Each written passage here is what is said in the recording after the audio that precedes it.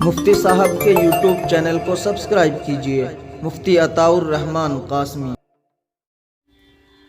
السلام علیکم ورحمۃ اللہ وبرکاتہ۔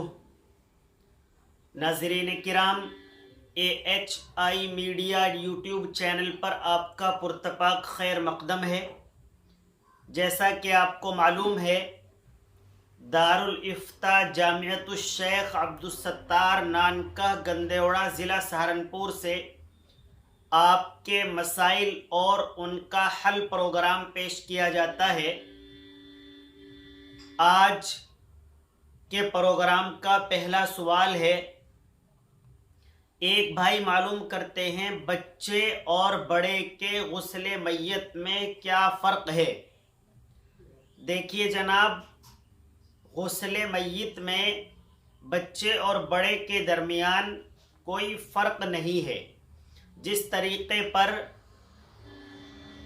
شریعت کے حکم کے مطابق بڑے آدمی کو غسل دیا جاتا ہے، اسی طریقے پر چھوٹے بچے کو بھی غسل دیا جائے گا۔ قاری محمد فرمان بجوپرا سے معلوم کرتے ہیں، دن اور رات والے فرشتوں کی تبدیلی کس وقت ہوتی ہے؟ قاری صاحب، صبح کو فجر میں فرشتے آ جاتے ہیں اور پھر عصر میں رخصت ہو جاتے ہیں۔ عصر میں دوسرے فرشتے آتے ہیں، وہ فجر میں رخصت ہو جاتے ہیں۔ تو ان کی تبدیلی عصر اور فجر کے وقت ہوتی ہے۔ یہ نماز کے وقت واپس تشریف لے جاتے ہیں۔ اللہ تبارک و تعالی معلوم کرتے ہیں کہ میرا بندہ کیا کر رہا تھا۔ یہاں دنیا سے جا کر جو وہ رپورٹ پیش کرتے ہیں، تو پیش کرتے ہیں کہ میں آپ کے بندے کو آپ کی بارگاہ میں چھوڑ کر آیا ہوں، میں آپ کے بندے کو آپ کے سامنے سجدے میں چھوڑ کر آیا ہوں، میں آپ کے بندے کو آپ کی پسندیدہ جگہ مسجد کے اندر چھوڑ کر آیا ہوں۔ جو لوگ نماز نہیں پڑھتے ہیں، مسجد نہیں جاتے ہیں، اللہ کی بارگاہ نہیں آتے ہیں، تو ان کی رپورٹ وہی پیش کی جاتی ہے جہاں سے وہ انہیں چھوڑ کر جاتے ہیں۔ نوید صاحب یمنا نگر ہریانہ سے معلوم کرتے ہیں، لیکوریا کی بیماری میں جو سفیدی عورت کی شرمگاہ سے نکلتی ہے، اس میں نماز ہو جاتی ہے یا نہیں؟ دیکھیے نوید بھائی، یہ لیکوریا والی بیماری کا قطرہ اور پیشاب کا قطرہ دونوں ناپاک ہیں۔ اگر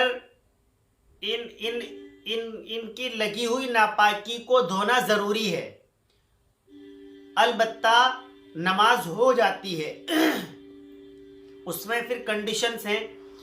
اگر وہ ناپاکی، وہ قطرہ 1 درہم کے برابر یا اس سے زیادہ لگا ہے، پھر تو دھونا لازمی اور ضروری ہے۔ نماز پھر اس کے اندر نہیں ہوگی اگر اتنی ناپاکی لگی ہوئی ہے۔ اور اگر 1 درہم سے کم لگا ہوا ہے، 1 درہم کی مقدار تقریباً ہتھیلی کے درمیانی حصے کے برابر ہوتی ہے، اگر اس سے کم لگی ہوئی ہے تو نماز ہو جائے گی، لیکن مکروہ ہوگی، دھو کر پڑھنا ہی زیادہ بہتر ہے۔ پھر بیماری میں بھی 2 کنڈیشنز ہیں۔ ایک تو یہ ہے کہ عورت کو کبھی وہ قطرہ آ جاتا ہے اور پھر کافی دیر تک نہیں آتا ہے، تو اس کے لیے تو یہ ہے کہ وہ وضو کر کے نماز ادا کر لے، اور پھر جب دوسری نماز کا وقت ہو تو وضو کرنے کے بعد نماز ادا کرے، اگر 2 نمازوں کے درمیان بھی قطرہ آ جاتا ہے۔ ایک کنڈیشن یہ ہے کہ بہت زیادہ بیماری ہے، قطرے آتے ہی رہتے ہیں، تو پھر اس کو چاہیے کہ وہ وضو کر کے نماز ادا کرے، اور اس نماز سے دوسری نماز تک کے درمیان کا جو وقفہ ہے، اس میں وہ اور نمازیں پڑھنا چاہتی ہے تو وہ پڑھ سکتی ہے۔ اگر دوسرا کوئی عذر وضو توڑنے والا پیش نہیں آیا ہے تو اس کی وضو اگلی نماز تک باقی رہے گی۔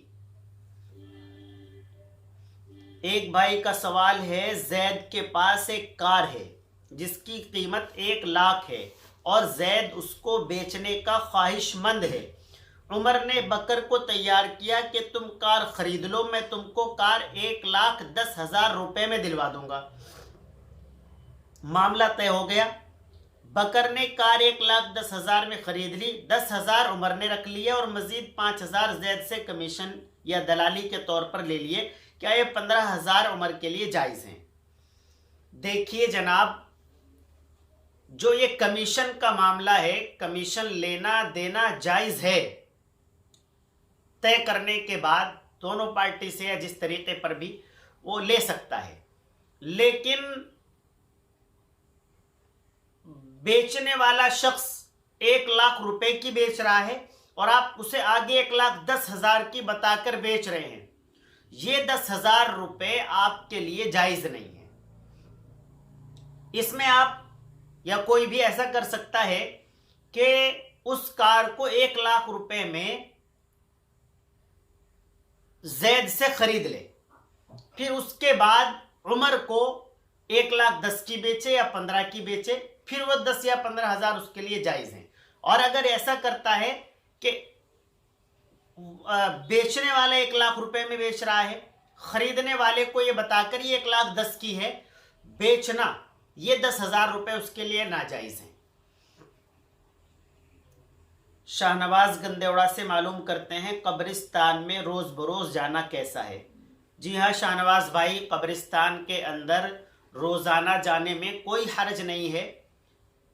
जो लोग इंतकाल कर गए हैं, हमारे बड़े बुज़ुर्ग, हमारे अपने या हमारे पड़ोसी, हमारे महल्ले, हमारे गांव के लोग, उन्हें इसाले सवाब करना चाहिए, चले जाना चाहिए, कोई हर्ज की बात नहीं है।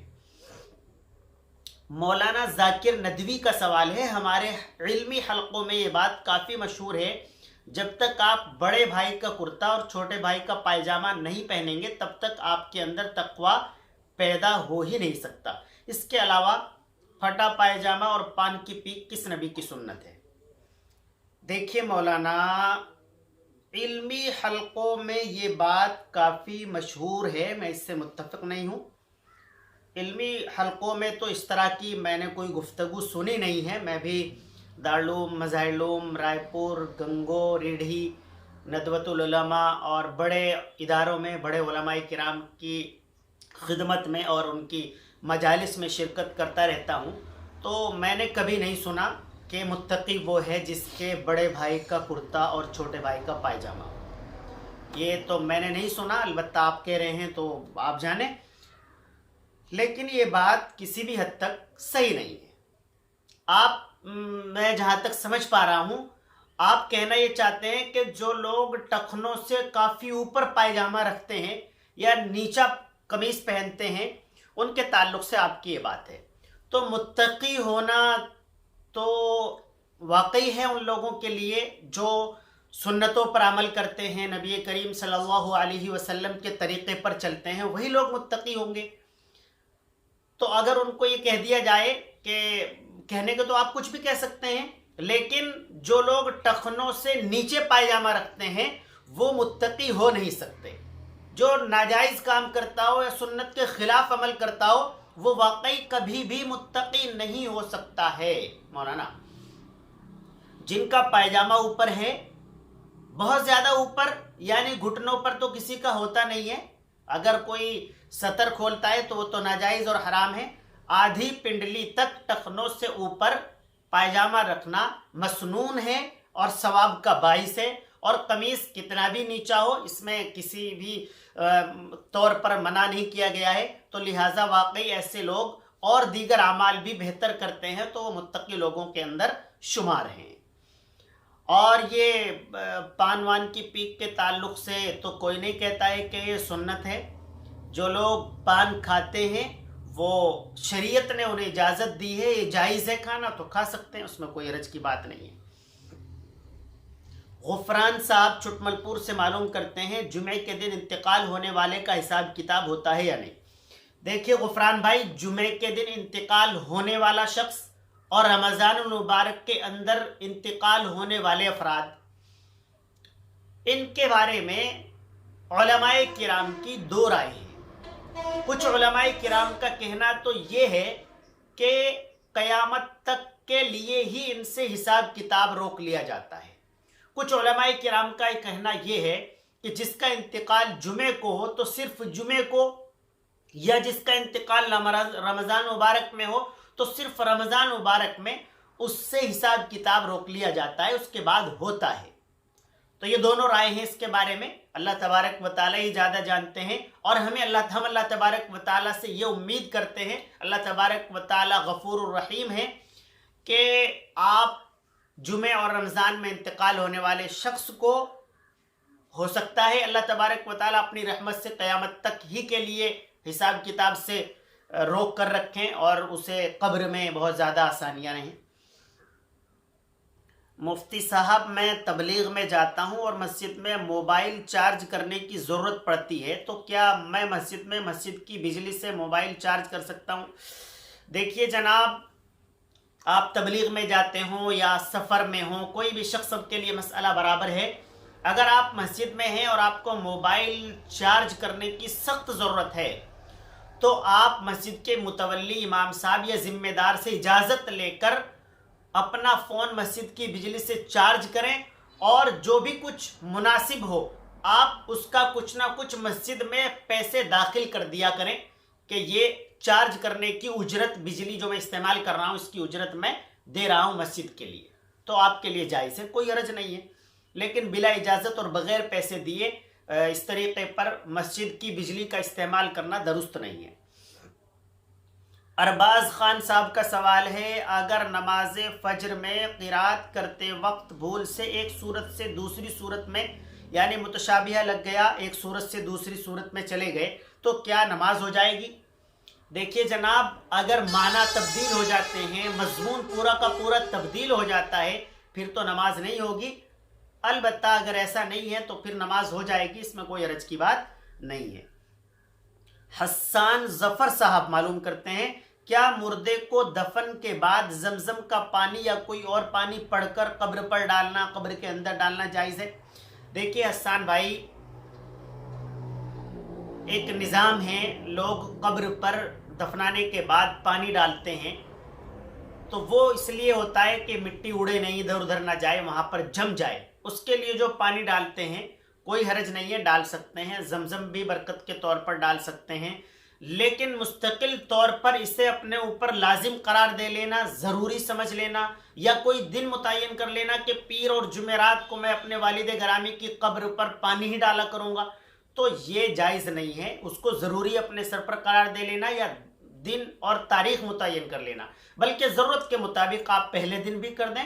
10-20 दिन, महीने 2 महीने के बाद आपको महसूस हो कि कब्र से मिट्टी ढल रही है या कब्र से मिट्टी कम हो रही है, फिर आप दोबारा सहबारा जब चाहें आप पानी डाल सकते हैं, कोई हरज की बात नहीं है। नाज़रीन किराम, आप हमारे इस प्रोग्राम को अपने 10 दोस्तों तक व्हाट्सएप पर शेयर कर दें, तो इसमें आपको भी फ़ायदा होगा, और जहाँ तक ये बात हमारा पैगाम पहुँचेगा उनको भी फ़ायदा होगा। अल्लाह तबारक व तआला हम सबको जज़ाए खैर अता फ़रमाए। बहुत शुक्रिया। अस्सलामु अलैकुम व रहमतुल्लाहि व बरकातुहू।